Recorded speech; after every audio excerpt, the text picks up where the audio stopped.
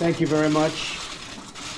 মার্কিন president Donald Trump দাবি করে যাচ্ছেন যে রুশ প্রেসিডেন্ট ভ্লাদিমির পুতিন ইউক্রেন যুদ্ধে ইতি টানতে চান। যদিও ৩ বছর আগে যে এজেন্ডা নিয়ে ইউক্রেনে অভিযান শুরু করেছিল রাশিয়া তা এখনও অপরিবর্তিত আছে। বরং নিজেদের আদর্শ থেকে সরে এসে রাশিয়ার সঙ্গে বন্ধুত্ব পাতিয়ে ট্রাম্পই যুদ্ধ থামাতে উঠে পড়ে লেগেছেন। যুদ্ধবিরতিতে পুতিনের অবস্থান নিয়ে প্রশ্ন তুলছে ইউক্রেন ও তার ইউরোপীয় মিত্ররাও। এ অবস্থায় পুতিনের কার্যকলাপ ও তার দীর্ঘমেয়াদী পরিকল্পনা নিয়ে সন্দেহ দানা বাঁধতে শুরু করেছে বিভিন্ন মহলে।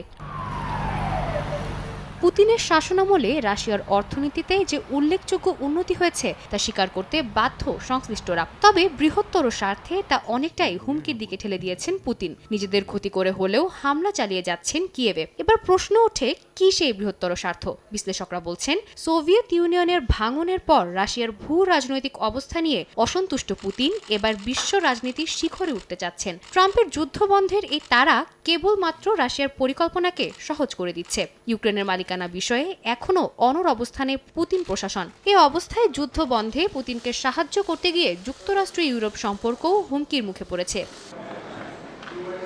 বিশ্লেষকরা বলছেন, পরিস্থিতি বিবেচনায় সব দিকেই রাস্তা খোলা রাখছেন রুশ প্রেসিডেন্ট। সাবেক কেজিবি কর্মকর্তা একদিকে ট্রাম্পের সঙ্গে বৈঠকে যুদ্ধবিরতি নিয়ে আলোচনা চালিয়ে নিজেদের শর্ত মোতাবেক চুক্তি সাজাচ্ছেন, অপরদিকে হামলা অব্যাহত রেখেছেন ইউক্রেনে। যুক্তরাষ্ট্র ইউক্রেনের ন্যাটোতে যোগদানের সম্ভাবনা উড়িয়ে দিয়েছে। এতে যে উদ্দেশ্যে পুতিন এই যুদ্ধ শুরু করেছিলেন তা অনেকটাই সফলতার দিকে এগোচ্ছে বলে মনে করা হচ্ছে। সিএনএনের এক প্রতিবেদন বলছে, ইউরোপ ও যুক্তরাষ্ট্রের সম্পর্কে ফাটল ধরিয়ে নিজেদের স্বার্থ সিদ্ধির কথা ভাবছে রুশ প্রশাসন। বিশ্বের সবচেয়ে বড় দেশ হিসেবে নিজেদের প্রথম সারির নীতি নির্ধারকের টেবিলে জায়গা করে দিতে চান পুতিন। সে উদ্দেশ্যেই ইউক্রেন যুদ্ধ বিষয়ে ট্রাম্পের সঙ্গে আলোচনা চালিয়ে যাচ্ছেন বলে ধারণা বিশ্লেষকদের।